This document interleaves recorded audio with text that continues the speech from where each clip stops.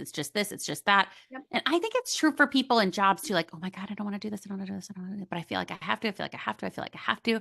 And I'm not saying you don't sometimes just have to put food on the table or make things happen. I'm not saying that that isn't the case. Right. But if that is true for you in any way, shape, or form, at least pay attention to it and at least honor that it is there. And then you can start taking action steps to figure out how to relieve that to be more in alignment. Yes. So So, it was a lot of things. and it sounds like you could really notice the, I don't know, the two together. Like it sounds like the night before you were going to get married, you could really feel that I don't want to, I don't want to, I don't want to. And then like the logical, rational mind coming in, but like it would be fine and we could do this and it would probably, you know what I mean? Like you're just being nervous. You're just being worried. You're just blah, blah, blah. It'll be fine. You'll be fine. Yeah, yeah. Yeah. Yeah. That's, So I don't know. I think like that's it's that it's like it's little bits all the time. I mean, even to like yeah.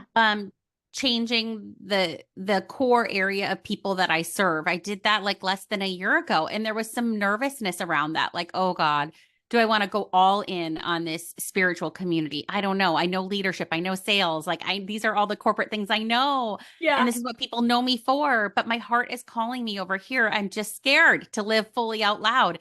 So it's not like I have it all figured out. Like by all means, Right. I'm not saying that. I'm just saying I'm way more in tune with Yes. it now and way more Yes. willing to process it and get curious with it and see, is it fear talking? Or is it, like the difference between fear and intuition and letting myself be guided by intuitive thoughts and not like debilitating thoughts? Yes. And knowing the difference, right? Being able to observe and sit Yeah. with both and being like, huh, okay, like I can observe both. I can observe the fear here. I can observe some intuitive guidance coming in and being able to sit with and like you said, I think the path, this journey that we're on, no one's going to get it right 100% of the time, but more often than not, I want to strive to be able to act on my intuitive nudges versus Yes. acting on the fear.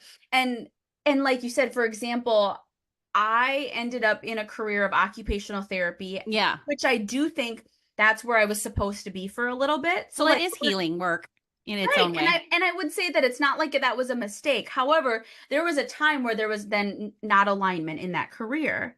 Yeah. And what I will say is like the intuitive nudges were coming of like your path is going to be going out of healthcare, you're going to be doing something else, but I didn't know what the something else was going to Yeah. be. And it didn't make sense.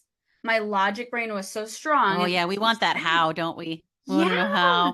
How, Well, how, and like, how. why would I walk away from a job with like healthcare can have really good, we had good salary, good benefits. I'm like, this is not making sense. So this intuitive nudge might be coming through.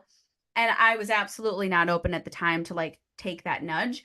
Oh, same, But same. wouldn't you say, I think sometimes that's where, again, our guides, our higher self, they're going to do everything they can to kind of like, well, let's see if we can steer her this direction because 2020 well 2019 2020 I ended up in a healthcare position where it was an extremely toxic work environment, and I will say I had a lot of lessons to learn there. I realized Yeah. old wounds from childhood were coming up, but also ultimately it's just interesting because I feel like life had to kind of throw me the boulder, like they threw the Yeah. pebbles, he's not Yeah. listening, we're going Hmm. to throw a rock, not listening. The boulder was me reaching a place where my joy and happiness were absolutely out the window, and I was at a workplace that I was like, I physically and emotionally cannot do this anymore. And that was kind of like the final shove to be Yeah. like, You're going to make it out. so miserable that you're like, okay, I refuse to live this way anymore. Done. Exactly. Exactly. So I Yeah. do think too that like you're always being divinely led, held, and supported. Totally. And really, how long it takes you, they're patient. Your team and Yeah. spirit is so patient with you, right? Oh, yeah.